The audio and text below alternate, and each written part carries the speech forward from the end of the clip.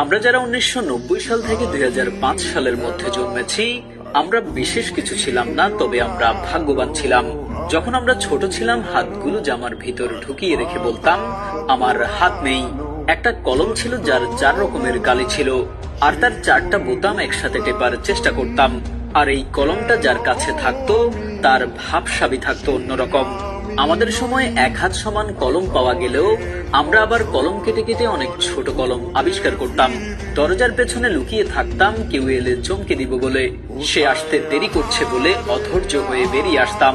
রাতে হাঁটার সময় ভাবতাম আমি যেখানে যাচ্ছি, 4টাও আমার সাথে যাচ্ছে। কারেন্টের সুইচের 2 দিকে আঙুল চেপে সুইচটাকে অন অফের মাঝামাঝি অবস্থানে আনার চেষ্টা করতাম। স্কুলে যাওয়ার সময় সবাই একসাথে দৌড়াদৌড়ি করে যেতাম।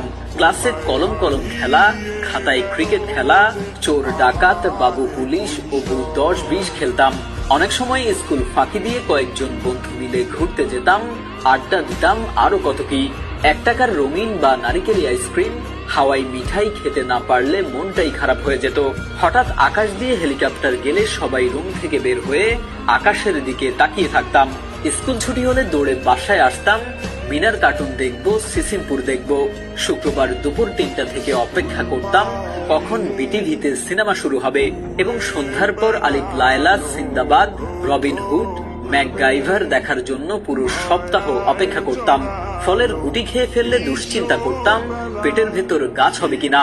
মাথায় মাথায় ধাক্কা লাগলে শিং গজানোর ভয়ে আবার নিজের ইচ্ছায় ধাক্কা দিতাম। কেউ বসে থাকলে তার মাথার উপর দিয়ে ঝাঁপ দিতাম, যাতে সে আর লম্বা হতে না পারে।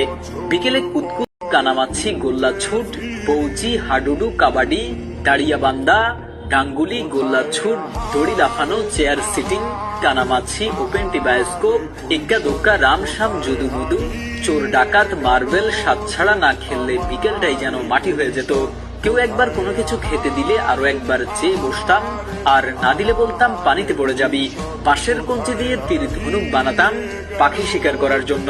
বৈশাখী ঝড়ে বাগানে আম কুড়াতে যেতাম, আর বিজলি চমকালেই দৌড়ে বাসায় ফিরে আসতাম। গাছে ঢিল ছুঁড়ে বড়ই পারতাম, দল বেঁধে পুকুরে, খালে, বিলে, ঝিলে ঝাঁপ দিতাম। কেউ চাল, কেউ ডাল, কেউ আলু, কেউ বা মশলাপাতি দিয়ে জোলা ভাতি রান্না করতাম এবং সেগুলো মজা করে খেতাম। ভোরবেলায় দল বেঁধে শাপলা তুলতাম। নারিকেলের ডগা কেটে ব্যাট বানাতাম এবং সেই ব্যাট দিয়ে ক্রিকেট খেলতাম।